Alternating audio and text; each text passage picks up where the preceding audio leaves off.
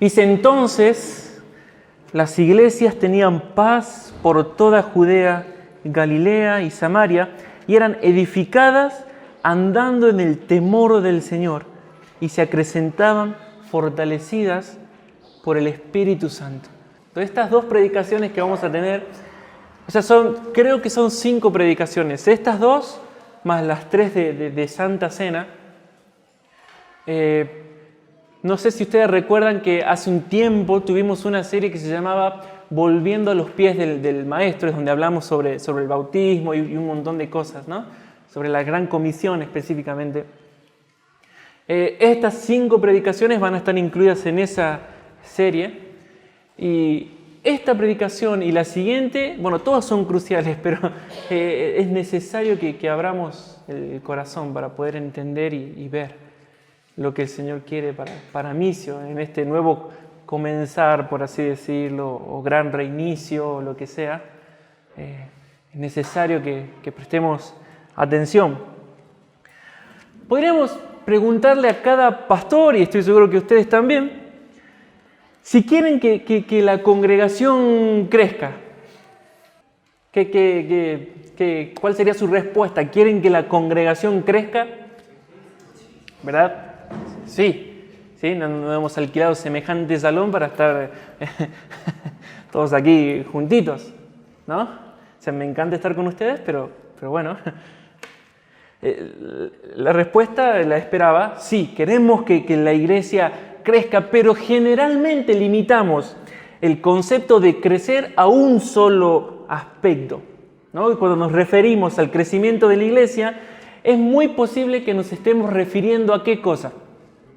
Al número, a la cantidad, al crecimiento en cantidad. Y eso es cierto, eso no está mal. Hay algunos pasajes que yo voy a leer rápido, luego ustedes, si se graba, pueden verlo en sus casas. Pero es cierto, el Señor quiere que la iglesia crezca. No está mal que anhelemos que la iglesia crezca en número. Mateo 28:19, Jesús dice, por tanto, id y haced discípulos a todas las naciones. Son varias naciones, ¿no? O sea, Jesús quiere que la iglesia crezca. Hechos 2:41 dice, así que los que recibieron su palabra fueron bautizados y se añadieron aquel día como 3.000 personas. Más adelante, Hechos 4:4, pero muchos de los que habían oído la palabra creyeron y el número de los varones era como 5.000. Ahí ya van 8.000 en 2 predicaciones, sin contar mujeres y niños, ¿no? Después vemos que había mujeres porque en Hechos 6 dice que despreciaban a las viudas o menospreciaban a las viudas griegas. O sea, había mujeres, mínimo 8.000. Acá, en Hechos 4, sino en Hechos 4. Hechos 5:14 ya no lleva registro alguno y dice, y los que creían en el Señor aumentaban más. Gran número, así de hombres como de mujeres, aumentaban. Y para Hechos 6, versículo 7, dice, y crecía la palabra del Señor, y el número de los discípulos se multiplicaba grandemente en Jerusalén. También muchos de los sacerdotes obedecían a la fe. Ya está, primero 3.000, más o menos lo que pude contar, segundo 5.000, y después, se acrecentaba el gran número, y ya está. Eso era una revolución. La iglesia no tenía salones así para juntar 5.000, no tenía la Catedral de los Milagros para juntar 3.000 personas. Y las casitas eran como los monoambientes del Huayco. No era, nos reunamos en casa. ¿Cuánto puede entrar en un monoambiente? Asumiendo que sacas todos tus muebles. Era una revolución. Y de repente la iglesia ya pierde todo registro. Los discípulos se acrecentaban en gran número. Así que gran cantidad de personas está bien. ¿Amén? ¿Sí? Está bien. Pero cuando la Biblia habla del crecimiento, no solo se refiere a un crecimiento numérico, cuando la Biblia habla de que la iglesia tiene que crecer, sino que también se refiere al crecimiento espiritual de cada cristiano.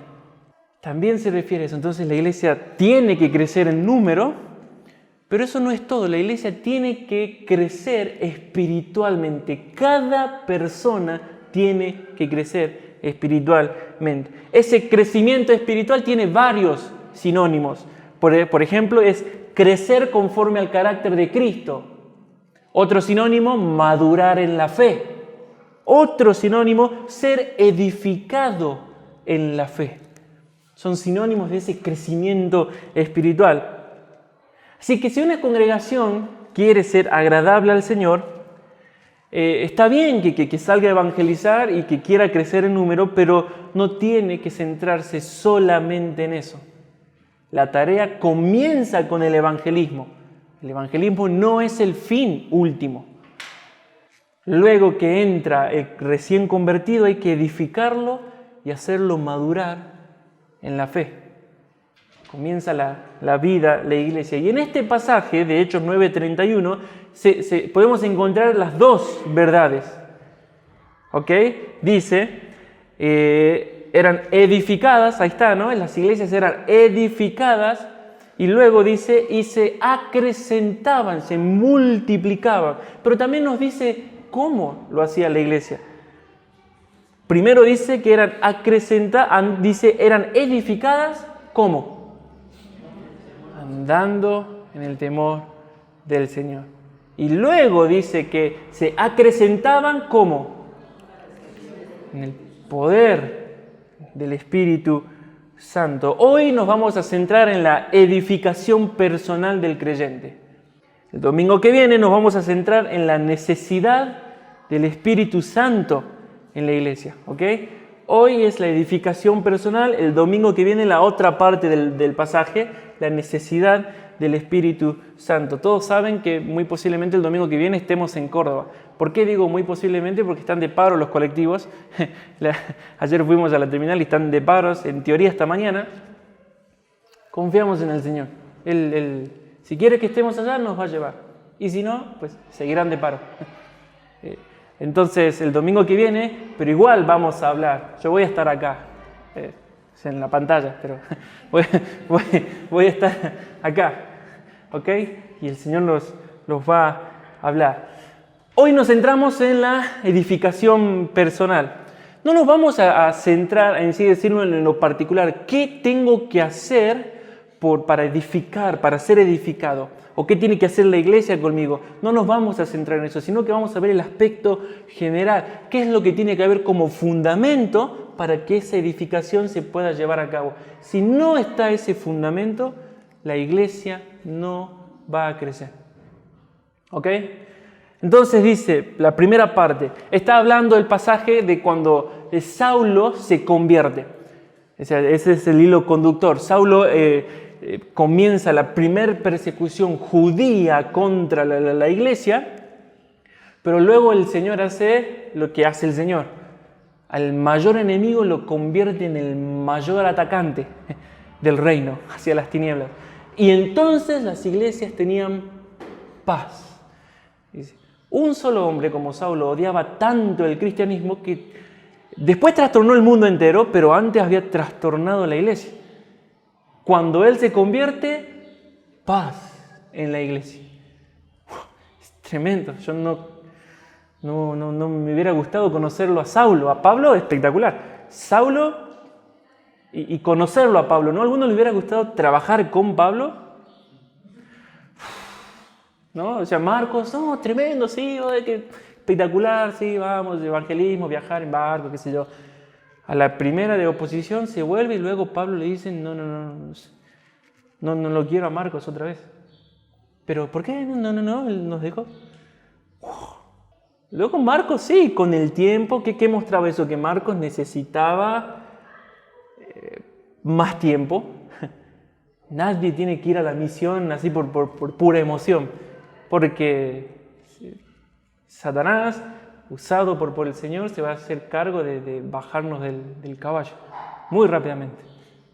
Pero dice eso, ¿no? Eso pasaba, había paz, entonces las iglesias eran edificadas. La palabra edificar, literalmente, según el diccionario Vine, significa edificar una casa. También se lo utilizaba para construir cualquier cosa. Por ejemplo, Juan 2:20, Jesús utiliza la palabra cuando habla de edificar el templo. Levantar, es una edificación. Lucas 4:29 habla de la edificación de una ciudad. Se lo utilizaba para edificar cualquier cosa, levantar algo, construir algo.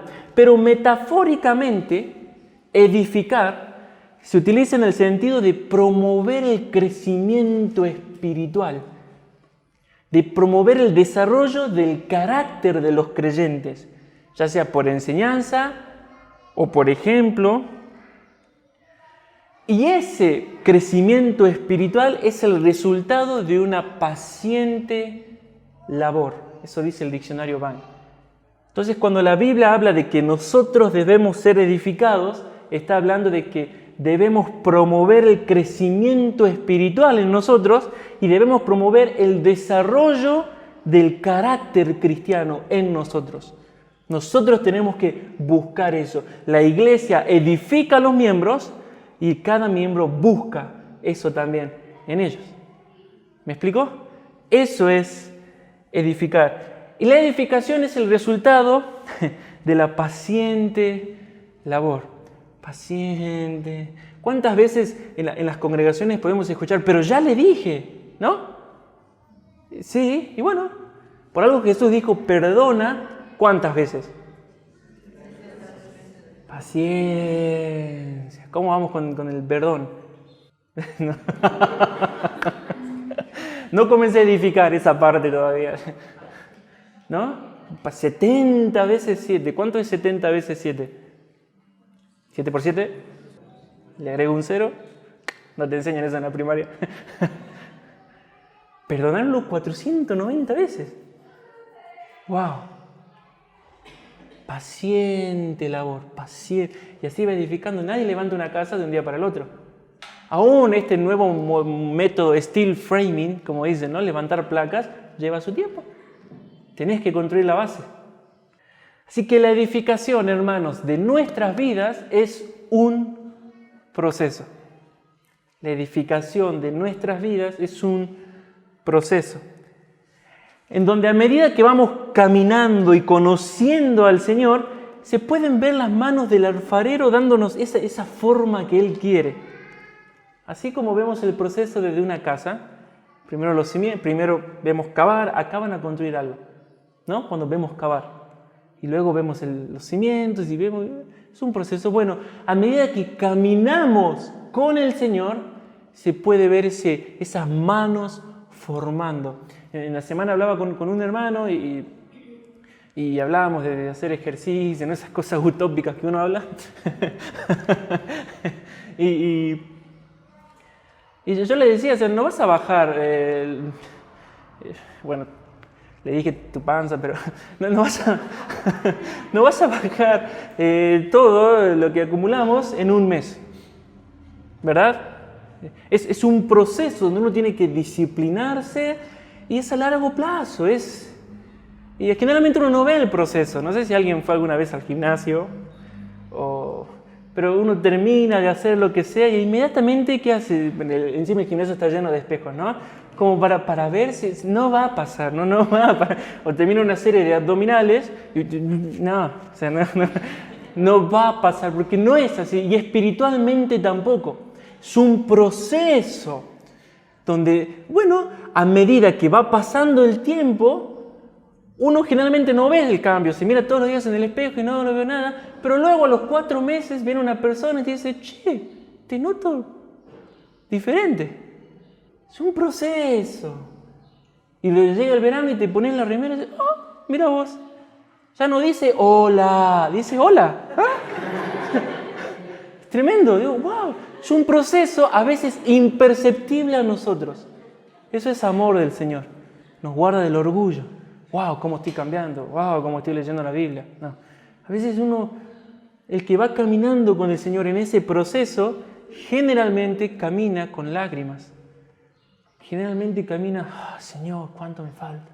Pero Él avanza. Señor, ¿cuánto? Porque Él está enfocado en el Señor. Y eso es amor del Señor. Guardar a veces los frutos a nuestros propios ojos, porque sabe que tendemos a decir, bueno, ya mejoré, ya leí una semana la Biblia. Ese es amor del Señor. Pero a medida que caminamos, Él va formando Él va haciendo el carácter. ¿No les pasó muchas veces en alguna situación X que antes en el mundo era Hiroshima, ¿no? ¡Pum! La explosión. Pero luego ahora la misma situación y vos decís, no, bueno, pero mirá, qué sé yo, y de repente volvés en sí y decís, wow, yo antes lo hubiera colgado de los pelos a mi hijo. ¿Y ahora? ¿No les pasó nunca eso? Okay. Entonces es un proceso, o sea, a mí me pasó muchas veces decir, wow, yo en este momento le hubiera acogotado al cliente y ahora no, le armé el carro cuando trabajaba en Jaguar, ¿no? Gracias Señor, o sea, wow. Ese es el proceso, del Señor. Ahora hago un paréntesis, porque esto se utiliza, ya lo hablamos hace un par de años, pero lo vuelvo a recordar, cuando la iglesia quiere exhortar a un hermano, ¿qué es lo que generalmente, lamentablemente responde el hermano? Estoy en un proceso. ¿No? Llevarlo para el lado, para justificar el pecado, eso no es bíblico. ¿Sí? Sí, hay que construir la casa, pero el Señor utiliza herramientas, ¿no? Ningún albañil va por fe a construir la casa, ¿verdad? ¿No? ¿Y quiénes son las herramientas del Señor para edificar, no sé, tu vida? Sé que Andrew primero, luego Ezequías, y luego, ¿quién? Esas son las herramientas del Señor. No usemos jamás estoy en un proceso para decir, no me digas nada porque todos estamos en proceso de perfección. Y bueno, claro, jamás usen eso así porque están rechazando. Es como que vaya el albañil y diga, no hagas la mezcla porque se está construyendo la casa. Y dice, pero es necesario la mezcla para construir la casa. No, es que está en un proceso de construcción. Eso no sirve, ese es Satanás 3:15. No sirve eso. Es mi hermano, es Dios hablándome por medio de mi hermano. Primero escucho la voz del Señor, me examino, muero, arranco, veo. Luego, ya que mi corazón está en orden con el Señor, recién me fijo en cómo me lo dijo, cuándo me lo dijo. Generalmente, ¿qué hacemos? Me lo dijo mal. Y cerramos todo el corazón a la influencia del Espíritu Santo. O en nuestra mente dice, no, ¿qué sabe él o ella? Yo lo hacía, en el antiguo pastor, no Marvin, sino en el antiguo, en la iglesia donde nos congregábamos, yo, nenito, ¿no? De 15 años, 16 años, decía, al pastor le falta oración. Al pastor le falta oración. O sea, imagínense el mocoso, pero el pastor le falta oración. Él sí necesita. No. Es mi hermano hablándome. Y luego, después, ¿cómo me lo dice? ¿Se imaginan si Balaam hubiera dicho, no, fue una mula, no escucho? ¿Se imaginan eso?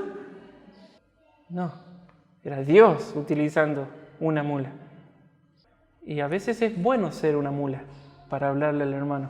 Sé que queda feo, pero ¿cuántos quieren ser mulas? Amén, claro, yo quiero edificar a mi hermano. Frenó la locura del profeta. Creo que dice Judas. Wow, a veces ser mula es bueno, estás frenando la locura del hermano. Ahora, ¿cómo se lleva a cabo esta edificación? Eran edificadas, ¿cómo que dice el pasaje? Andando en el temor del Señor. En otras palabras, vamos a madurar, vamos a ser más como Jesús. Nuestro carácter va a ser formado si andamos en el temor del Señor. La palabrita esa andar, de andamos, hace referencia a todo lo que hacemos en nuestro diario vivir. Presta atención, todo lo que hacemos en nuestro diario vivir. El diccionario Vine dice que hace referencia a las actividades generales de la vida. No dice, si entras a la iglesia, respeto, pero ya una vez que salgas, no. Es todas las actividades generales de la vida. Andando en tu vida diaria en el temor del Señor. Es fuertísimo lo que está diciendo. la iglesia, mi vida va a ser edificada si en todo lo que hago vivo a la luz del temor del Señor. Eso es tremendo.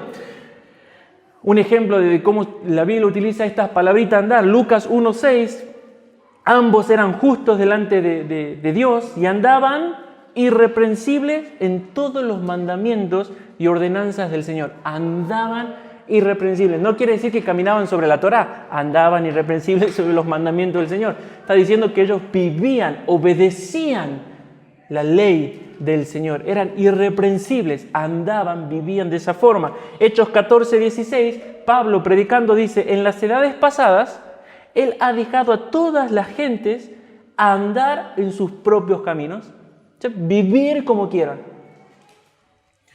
Primera de Pedro 4:3 dice, baste ya el tiempo pasado para haber hecho lo que agrada a los gentiles, andando en lascivias, concupiscencias, embriagueces, orgías, disipación y abominables adoraciones. Ya basta de vivir así.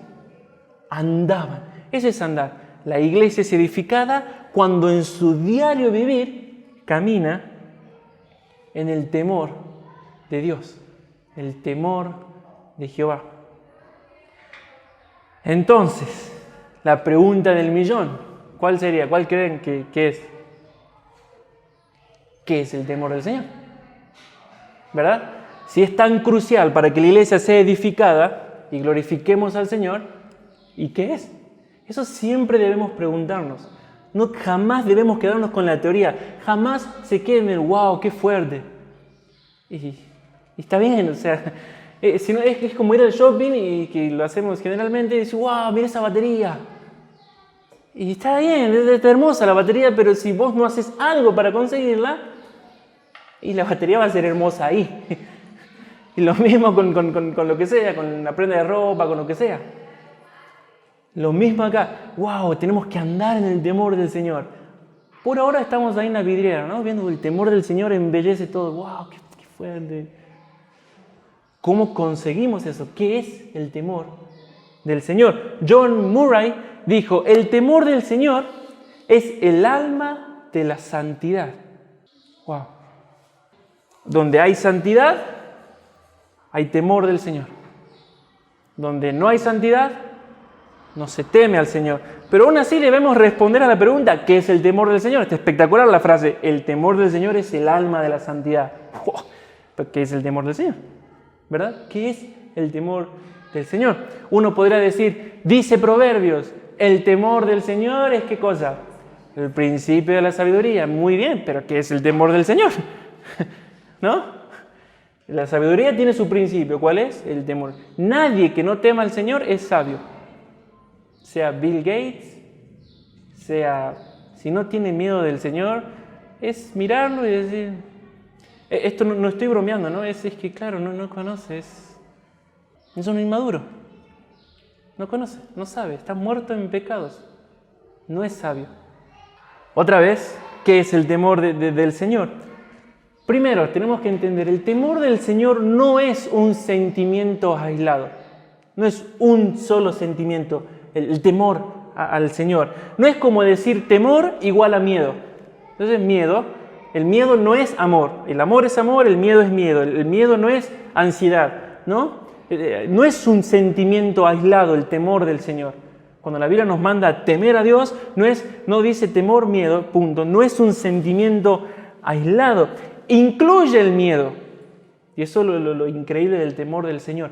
Pero no se limita al miedo. ¿Ok? Incluye el miedo, pero no se limita al miedo. El temor del Señor, presta atención, es el título o es el nombre que la Biblia le da a nuestra reacción de asombro, miedo, reverencia, respeto, adoración, amor y pasión cuando algo de la persona de Dios se nos revela a nosotros. ¿Se entendió la definición? Lo vuelvo a repetir, ¿no? El temor del Señor, ese es el nombre o el título que le da la Biblia a nuestra reacción de asombro, miedo, reverencia, respeto, adoración, amor y pasión cuando algo de la persona de Dios se revela a nuestra vida. Lo podemos ver. Esa reacción que tenemos cuando conocemos algo de Dios, la Biblia le llama temor a Dios. No es una sola cosa, es como una mezcla de todas esas emociones y sentimientos. Por eso es tan raro el temor del Señor. Es una mezcla, es algo rarísimo. Es muy difícil de explicar y definir el temor del Señor. Porque generalmente uno lo llega a comprender cuando lo experimenta. Nunca han dicho, mira, tenés que pasarlo para entenderlo. ¿No? O sea, ¿qué es tener un hijo? Ya lo vas a pasar. ¿No? ¿Por qué? Porque sí, ya lo vas a pasar. Y cuando lo pasás, a los años, viene el nuevo padre a sus padres o a sus suegros. Tenías razón, era así, era así. A los 3 años hace esto. Y claro, tenés que pasarlo.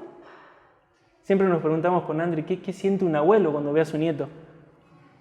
¿No? Y bueno, ¿cómo lo explicas, Violet? ¿Cómo explicas? Estás hablando de Jere, ¿no? Ah, ok. Y tenemos que pasarlo. Eso es el temor del Señor. ¿Qué es el temor del Señor? Podemos explicarlo así como que es esa reacción rara de temor, reverencia, miedo, pero a la vez adoración. Es algo rarísimo, donde uno rinde honor y tienes que pasarlo. Esa es la verdad. John Murray escribe en su mismo libro, El temor del Señor, dice, el temor del Señor, en el cual consiste la santidad, es el temor que nos lleva a la adoración y al amor. Parecen dos polos opuestos, ¿no? Temor y amor hacia la misma persona. Pero eso es lo que hace el temor del Señor. El temor del Señor nos lleva a la adoración y al amor. Es el temor que consiste en el asombro, la reverencia, el honor y la adoración. Y todo eso en su mayor nivel. Eso es lo que produce el temor del Señor en nosotros. Y miren, termina diciendo John Murray, el temor del Señor es el reflejo en nuestra conciencia de la majestad trascendente y de la santidad del Señor. ¡Wow!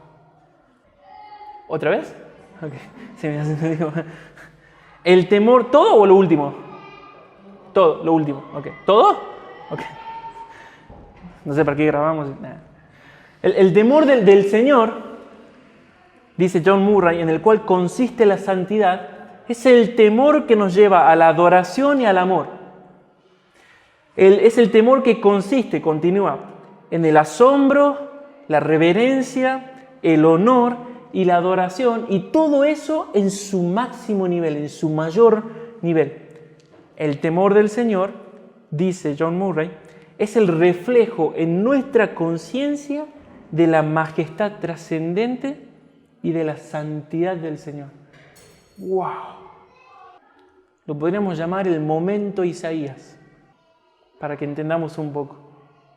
Hasta el capítulo 6, Isaías dice mucho, ay del pueblo, ay esto, pero cuando se encuentra con Dios, ¿qué dice? Ay de mí. Wow. Entonces, para poder entender lo que dice John Murray, que es el reflejo en la conciencia de la majestad trascendente y de la santidad del Señor, lo llamemos el momento Isaías 6. Lean ese pasaje en la Biblia y digan, wow, ¿qué vio? Wow.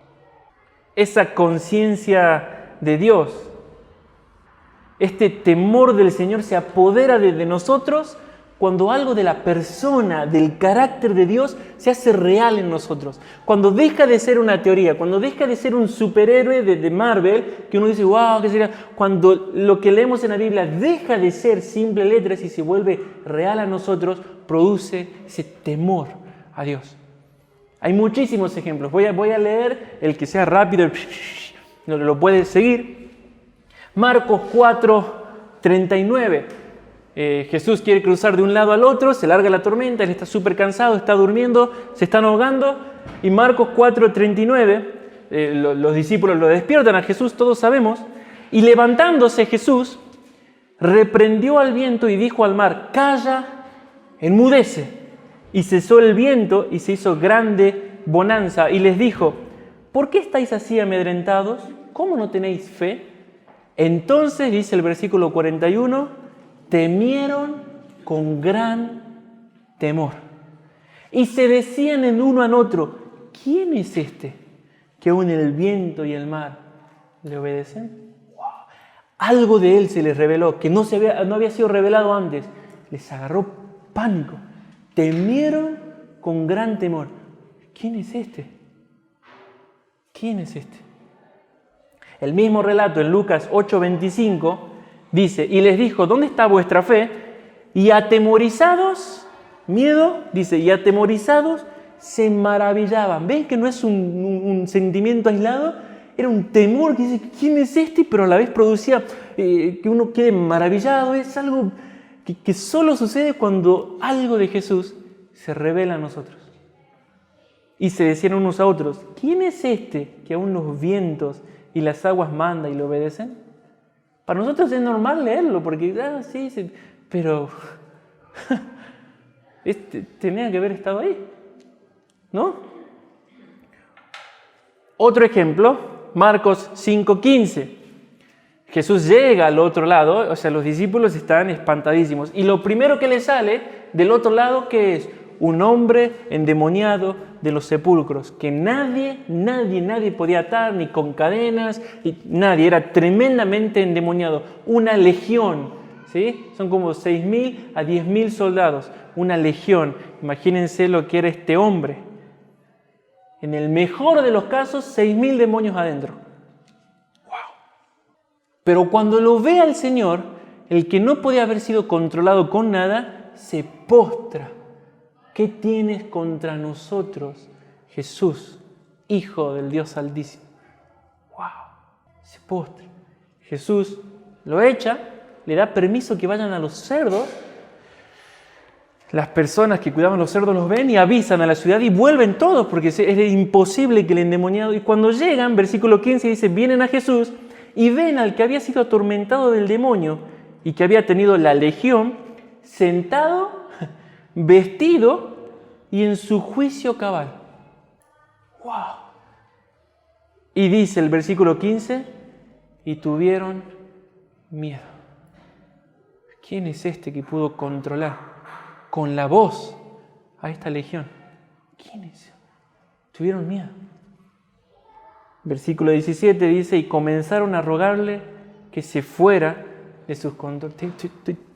Tengo pánico, ¿quién es este? Miedo, temor, ante la revelación de quién es él. Otro ejemplo, Lucas 7:16. Jesús está caminando y sale una viuda enterrando a su hijo, llevando en caravana a su hijo para enterrar. Viéndole Jesús, se llenó de compasión y se acercó al féretro y con mucha tranquilidad lo resucita. ¿No? Tremendo. El versículo 7:16 dice, Lucas 7:16, y todos tuvieron miedo, imagínense, todos tuvieron miedo y glorificaban a Dios. ¿Ven? Es un conjunto de emociones. Todos tuvieron miedo y glorificaban a Dios, diciendo: un gran profeta se ha levantado entre nosotros. Y esto último me encanta. Dios ha visitado a su pueblo. ¡Wow! Miedo. ¿Quién es este hombre que de la nada se acerca, toca, levántate y se levanta el muerto? Y dice: Dios nos visitó. No nos queda otra. Dios está acá. ¡Wow! Lucas 5:26. Jesús levanta un paralítico, una forma increíble de terminar una reunión.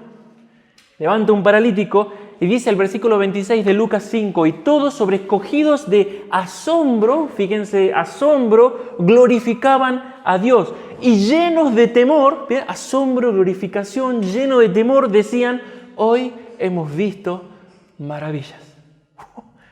¿Qué es eso? Asombro, glorificación, pero eso lleno de temor. Una cosa es decir, maravillados. ¡Wow! ¿quién es este? Otro ejemplo, Hechos 5:11. Muere Ananías, muere su esposa Zafira, y dice, y vino gran temor sobre toda la iglesia. El Espíritu Santo no se le miente. Él es Dios. No puedes engañar al Espíritu Santo. Pedro tenía un tremendo discernimiento. Él sabía. Después lo vemos con Simón el mago. No, tu corazón no es recto para con el Señor. Discernimiento, al toque. Cuando antes no pensaba nada y se mandaba, ahora es otro Pedro, con discernimiento, prudencia, guiado, lleno del Espíritu Santo. Y lo ve a Ananías y Zafira y dice, ¿por qué llenó Satanás tu corazón? Dice, no, pero vos qué sabés, no me conocés. Ahora vas a caer muerto. Y el Espíritu Santo dice, tiene razón. Wow. Ese es discernimiento. Y vino temor sobre toda la iglesia y sobre todos los que oyeron esas cosas. Wow. Y otro ejemplo, Apocalipsis 1:17, está hablando Juan, el que había estado con Jesús, el que lo había visto transfigurado en el monte. Juan dice, cuando le vi, caí muerto a sus pies. Es impresionante. Cuando le vi, caí muerto a sus pies y él puso su diestra sobre mí, es increíble, diciéndome, no temas.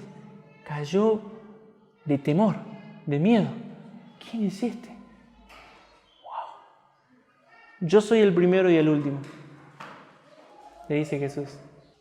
El que estuvo muerto, pero el que ahora vive. Juan, soy yo.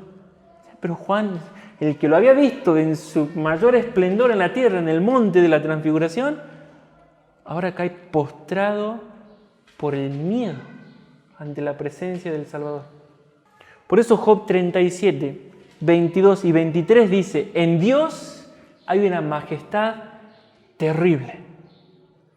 Él es todopoderoso, al cual no alcanzamos, grande en poder. Así que nuestra reacción a esa exposición de la majestad terrible de Dios, la Biblia le llama el temor del Señor. ¡Wow! Yo quiero que Micio tenga temor del Señor. Miedo de acercarse con un corazón frío, apático, hipócrita, lleno de peros, lleno de cosas, lleno de sí, voy, pero no me junto. No tememos, no tememos. Cuando David quiere traer el arca otra vez, venía danzando, pero los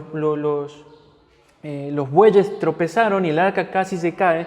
Y Usa, por querer ayudar a que no se caiga el arca, toca y cae fulminado en el momento. Y David dice, oh, qué loco, iba a traer el arca acá. Ese es el temor del Señor. Dice, wow, no es... ¿Qué pasa ahora cuando en una iglesia y en una vida no hay ese temor? Hay primero un incremento del pecado y otra vez de sus justificaciones. Si vos no te vas de una congregación, de la iglesia del Señor, no una congregación, no somos McDonald's que cambiamos de productos, sino si no te vas de la iglesia del Señor sabiendo que tenés cosas en el corazón, tienen que salir justificaciones. O vivís tremendamente condenado y avergonzado siempre, o endureces el corazón. Pero uno no puede vivir así nomás. ¿Qué pasa cuando no hay temor del Señor? Hay un incremento del pecado y de sus posibles excusas y de sus múltiples excusas. No conocés lo que pasé, no entendés la situación. Sí, a vos también te robaron, pero a mí no es lo mismo. ¿Lo han escuchado? ¿Lo hemos dicho? Un ejemplo de esto es Génesis 20:10, cuando Abraham llega a cierto lugar con su esposa y dice, es mi hermana, porque sos hermosa y me van a matar. ¿Sí? Yo me veo siempre en la misma tentación con Andrés, no, es mi hermana, porque es hermosa. Me van a matar, entonces no, es mi hermosa. Cuando el rey de ese lugar toma a Sara, Dios le habla y le dice, vas a morir. Dice, pero si él me dijo que es mi hermana, que es su hermana, vos sabés que yo lo hice con inocencia, dice él. Dice, sí, yo te detuve de pecar contra mí, devolvéla a su esposo. Entonces viene Abimelech, el rey de ese lugar, y le dice a Abraham, ¿qué pensabas para que hicieses esto? Imagínense el terror de Abimelech. Se le aparece Dios en sueños y le dice, esa mujer no es tuya. ¡Wow! Devolvéla. Entonces viene y le dice a Abraham, ¿qué pensabas para que hicieses esto? Y Abraham respondió, porque dije para mí, miren lo que dice, ciertamente no hay temor de Dios en este lugar y me matarán por causa de la mujer. ¿Ven? Cuando no hay temor, el pecado avanza. No hay temor de Dios. Como no hay temor aquí, me van a matar para quedarme con mi esposa. Es lo normal cuando no hay temor de Dios. Salmo 36, 1 dice el salmista, la iniquidad del impío, la forma de pecador en la que vive, me dice al corazón, no hay temor de Dios delante de sus ojos. Entonces, cuando vemos una iglesia en donde sus miembros saben del pecado que hay en ellos y lo toman con liviandad, sin lugar a dudas podemos decir, no hay temor de Dios en ellos. No hay temor de Dios, no importa el predicador que sea, no importa la fama que tenga. Si no hay temor del Señor, claramente una congregación queda expuesta por su liviandad en su vida. En el mejor de los casos, liviandad en su vida. Pero si no está llena de pecados, ¿cuánto de nosotros no hemos conocido eso? Adulterio en la alabanza, líderes con mujeres de la iglesia, jóvenes, la famosa reunión de los sábados, saliendo de cantar al Señor y yéndose a un bar, con una completa liviandad. O, no sé si les pasó conocer, termina el tiempo de la alabanza y los de la alabanza se van a tomar café, se van a otro lado, pero no están en la palabra. ¿No conocieron esos grupos? A veces los formé yo. No hay temor de Dios. Se acabó mi parte del examen, ¿no? Vos estudiás esto y cuando se acaba no decís nada más. Vos cantás, vos tocás, cuando se acaba, listo, ya está. Más o menos cuando escuchás que el pastor dice, vamos, cierren nuestros ojos, vuelven todos los músicos a sentarse. Patético. No hay temor de Dios. Dios no está en ese lugar. Congregaciones encubriendo grandes pecados, donde toda la congregación lo sabe, pero nadie dice nada. ¿No estuvieron en congregaciones así? Donde, bueno, el Señor sabe. Hermanos, la iglesia no es un programa para cumplir. Y algo que nosotros tenemos que entender ahora, que Misio no es un programa para cumplir. Y a donde nos guíe el Espíritu Santo es lo que vamos a hacer. Así que yo les aconsejo de que nos vayamos acostumbrando a los cambios, a la flexibilidad donde guíe el Espíritu. No hay quien dirija la alabanza, pero que siga tocando hasta que se levante alguien. No es un programa que cumplir. No hay quien cuide a los niños. Y que siga porque no hay nadie. No. Nos reunimos a adorar al Dios Santo. Teman delante de Él. Segundo punto, ¿qué pasa cuando no hay temor de Dios en una congregación o en la vida personal? Hay irreverencia. Y el Señor es tratado como alguien común, como alguien corriente, como alguien conocido. Es lo que nos pasaba a mí y a otros chicos con Marvin. Marvin no es Dios, pero era el pastor. Es muy difícil esa transición cuando conociste al pastor antes de que sea pastor. Antes de que sea esposo, antes de que tenga hijos, cuando lo tratabas como qué tonteada Marvin, ¿no? Y claro, después, tuvimos que entender, yo tuve que entender que claro es el pastor. No lo puedo tratar así como, no estoy diciendo que si hay un charco de agua me tiro y que me camine por encima, sino es un respeto, ese es el pastor. Claro. O sea, no le puedo pegar atrás, ya no, es el pastor. No le puedo hacer bromas con Bolivia, ya está, Bolivia. Es el pastor.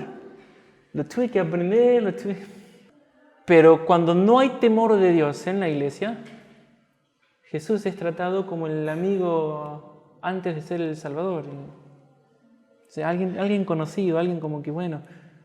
Entonces venimos a la alabanza, no estoy hablando de hoy, no tengo idea, yo estuve con los ojos cerrados todo el tiempo, así que no sé quién cantó, quién estaba, no sé. Pero venimos a la alabanza y delante del Señor. En el mejor de los casos, una congregación más pente, dice, dale un fuerte aplauso al Señor. Y ahí, no hay temor del Señor. Fuimos a una congregación con Andrés antes de llegar a Misio, por zona sur, y el hijo del pastor, sentado, había bancas largas, sentado, acostado, con los pies sobre la otra banca, comiéndose las uñas, durante todo el sermón. No estaba hablando de nene de 3 años como Jeremías, estaba hablando de un nene que tenía como 25 años. No hay temor del Señor. ¿Te pararías frente al Señor así? ¿Irías, ni siquiera al Señor, irías a una entrevista de trabajo así? ¿No? Vas, te sentás, ¿cómo estás? Peladilla, si es pelado el que te... ¿Cómo estás? ¡Qué brillo, eh! Te sentás, te empiezas a comer las uñas. ¿Lo harías? ¿Por qué no? Tengo temor de que no me contrate. ¡Wow! ¿Y en la iglesia?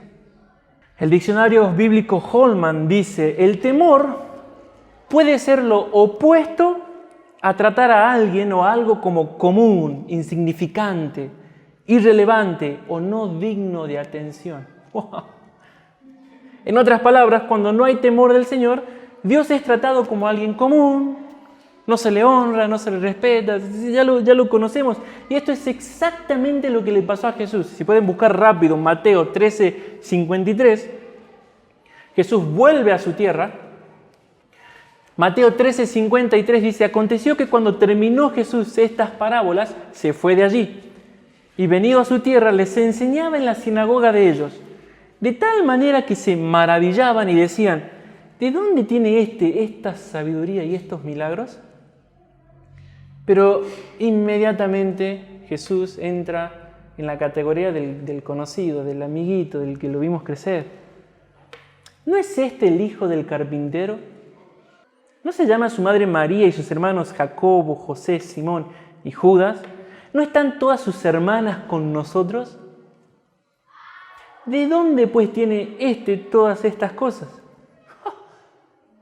No era como en la barca. O sea, ¿quién es este? Y lo adoraran. Era, ¿quién es este? ¿Qué se hace? Si sus hermanos están aquí, su mamá es el carpintero. Es el que iba a comprar ahí a doña Pepa en la esquina. O sea, lo conocemos. Es normal para él. Y se escandalizaban de él. Pero Jesús les dijo, no hay profeta sin honra, sino en su propia tierra y en su casa. En otras palabras, donde una persona es conocida y es común, en ese lugar no recibe honra, no recibe adoración. Nos pasa a todos. Y les voy a poner un ejemplo muy claro. Tu cónyuge, sea tu esposo o tu esposa, te viene diciendo algo. Hace meses. Fíjate esto, fíjate lo otro. Pero luego viene el pastor John McIntosh de Corea del Norte y te dice lo mismo. Y uno dice, no lo había visto nunca. Pero, qué revelación del pastor. Y te mira tu cónyuge diciendo, hace un año te lo vengo diciendo. ¿Cuál es el problema? Es que el cónyuge es el común, yo veo todos sus errores. O sea, aquí no hay honra, no hay respeto, no hay atención. Lo vemos en todos los hijos también. Jamás en la vida pone la mesa, no, o sea, nunca, ¿no? Es una cosa. Pero cuando hay visitas, ¿qué quiere tomar? No sé. ¿Qué quieres? No.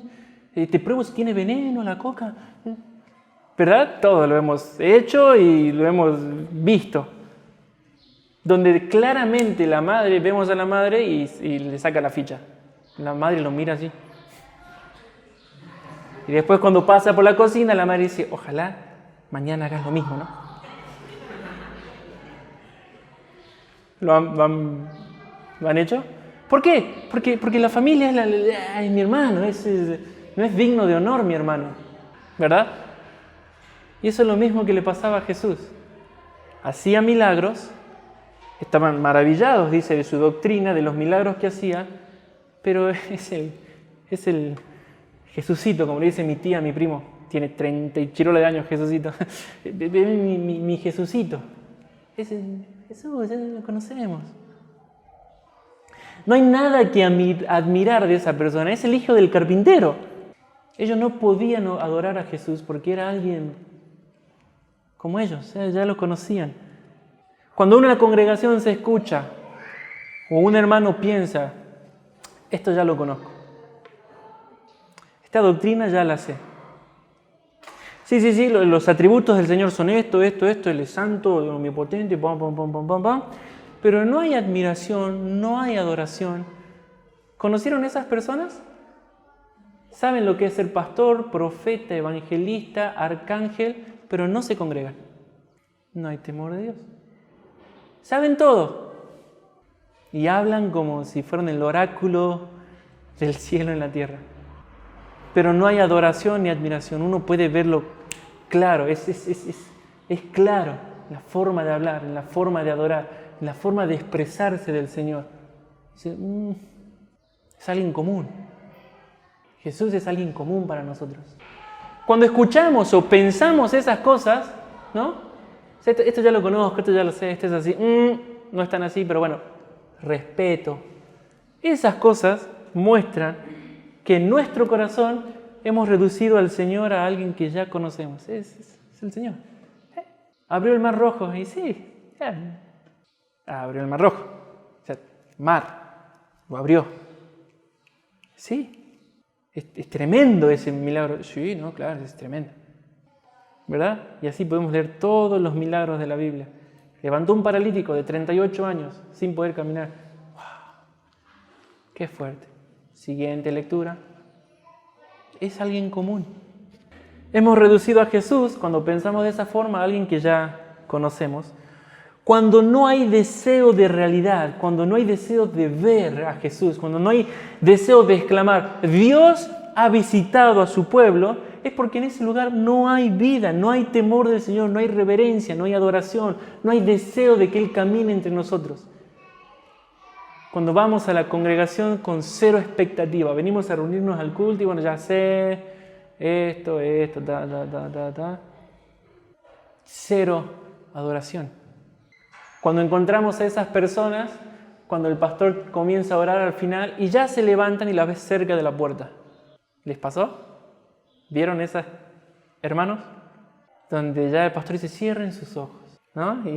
Y se despierta el de atrás. Como que, oh. Y vos ves a 2, 3, 5 ya ahí como orando, pero van haciendo esto, ¿no? A la puerta. Lo bueno de acá es que está adelante, entonces tienen que esperar a algunos.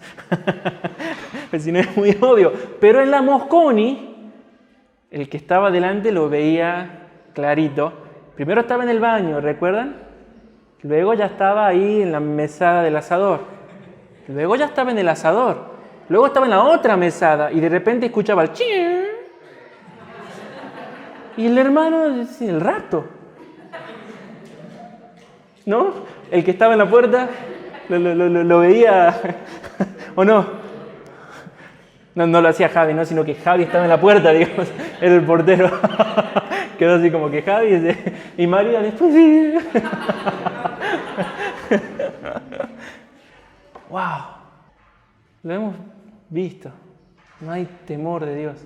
Personas que llegan a la palabra y le llaman congregarse. O sea, no se juntan a adorar al Salvador.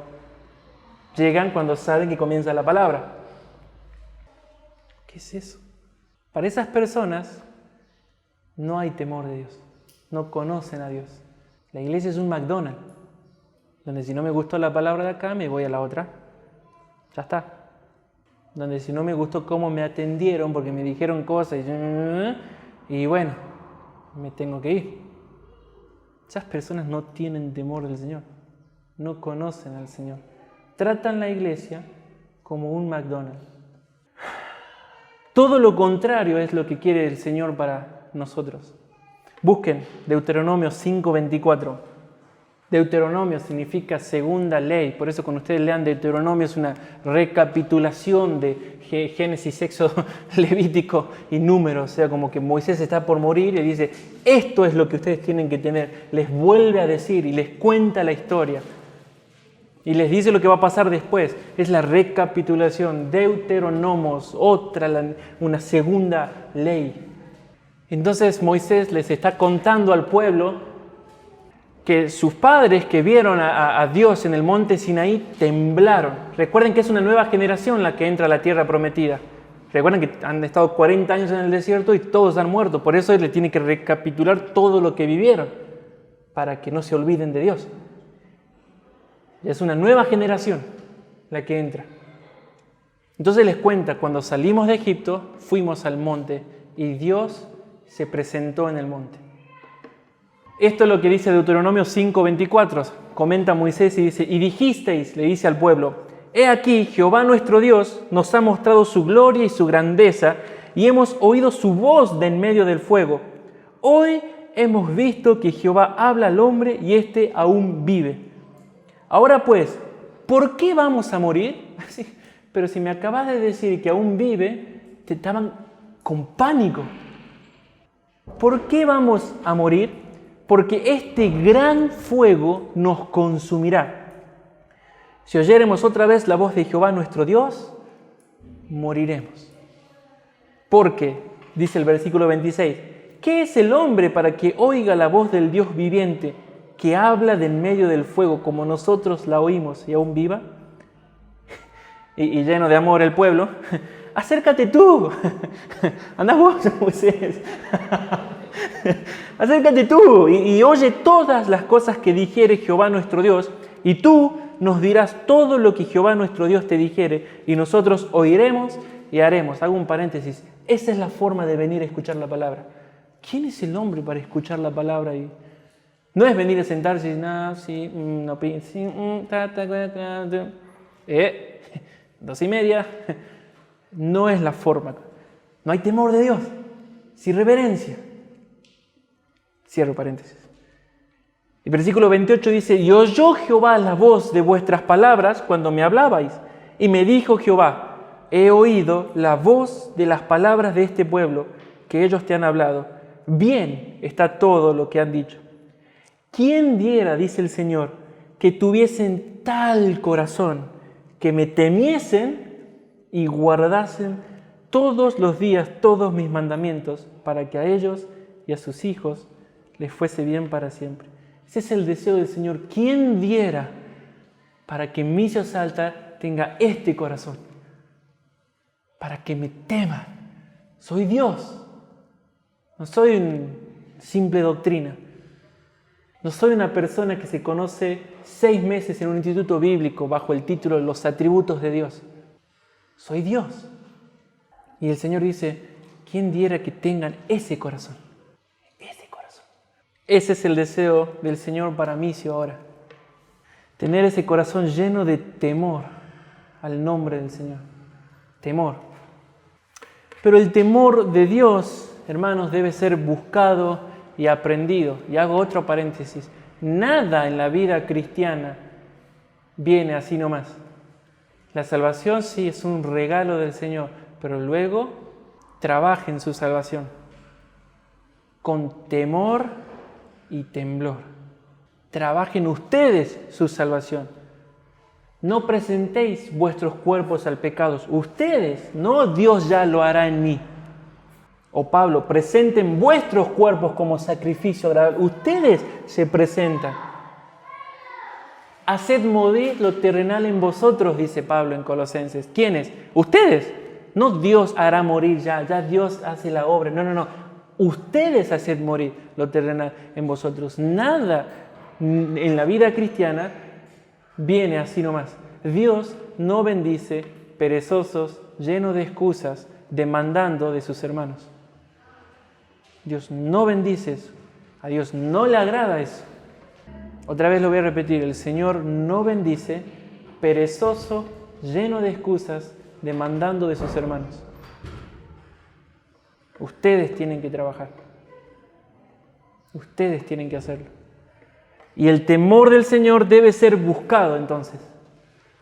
Porque estoy sincero, soy completamente sincero, muchos de nosotros, incluyéndome yo, tenemos muy poquito de ese temor del Señor.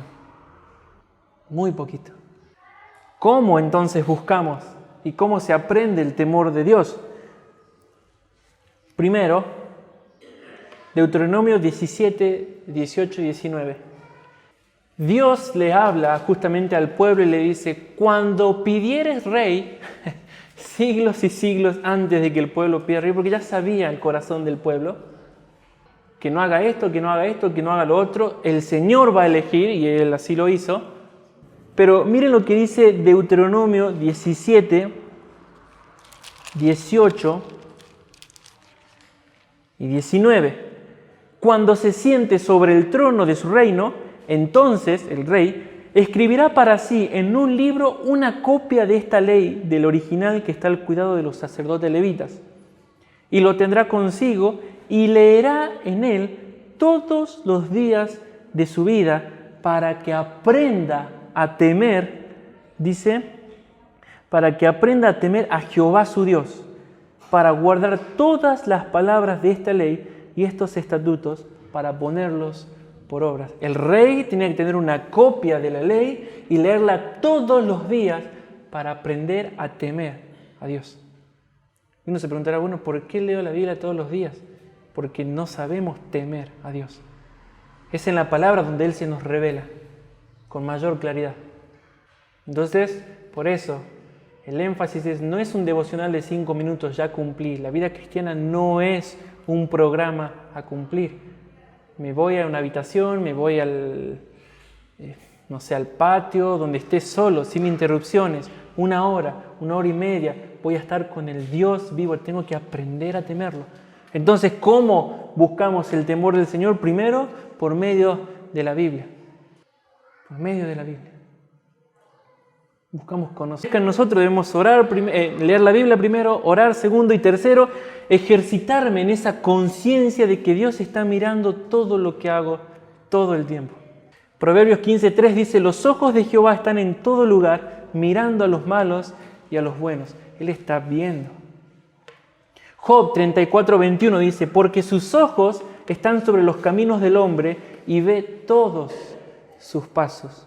Decía, no temas. Él dice, yo prosigo a la excelencia del conocimiento de Dios. Quiero conocerlo. ¿Qué hay en Dios? Pablo, el hombre con autoridad, sacando demonios en la calle como si fuera a recibir un papel en la peatonal. El hombre que se llevaba en sus prendas y se sanaba el que las tenía. Pablo, wow. ¿Por qué hago este énfasis en Pablo? Porque vio cosas maravillosas de Dios y aún viendo todo eso dice, yo quiero la excelencia del conocimiento de Dios, yo quiero conocerlo a Él. Pablo nos enseña el corazón que debemos tener toda nuestra carrera en la vida cristiana. No es un ya conozco esto, hay más. Por eso Job dice, solamente conocemos los bordes de sus caminos. Y a Job le estaba hablando a Dios, o sea, Dios mismo le estaba hablando. Y él dice, yo solo conozco el borde de sus caminos. Estimo todas las cosas como pérdida, dice Pablo, por la excelencia del conocimiento de Cristo Jesús, mi Señor, por amor del cual lo he perdido todo. Y lo que me queda, lo tengo por basura, con tal de ganar a Cristo. ¡Wow! ¡Qué corazón! Ese corazón. Volviendo al pasaje del principio, las iglesias eran edificadas en el temor del Señor. No hay edificación. El temor del Señor es el fundamento. Como decía John Murray, es el alma de la santidad. Cuando yo temo al Señor, obedezco al Señor. Escucho su voz. La Biblia me manda algo y busco con todas mis fuerzas obedecerlo. Porque temo al Señor. No desprecio su palabra, venga del pastor, venga de mi hermano súper conocido, es el Señor. Esa iglesia anhelo, no sé si ustedes anhelan esa congregación, donde el que se congregue se quede porque ama al Señor, y el que no ame al Señor pues busque un lugar donde se le permita llamarse cristiano y que no ame al Señor. Donde el que se quede sabiendo que tiene pecados y que le cuesta y que ha caído y que lucha, vuelve al Señor y busca perdón y encuentra y se maravilla de que una vez más el Señor le dice, tu pecado fue perdonado, entra al trono, entra. Y no que haya personas llenas de rencor, llenas de peros, llenas de por qué, cantando como si el Señor no estuviera viendo. Ese es mi anhelo. Él es Dios. Él no es nuestro amiguito que entiende que sí, que nos va a poner la mano y va a justificar nuestra falta de obediencia. Él es Dios.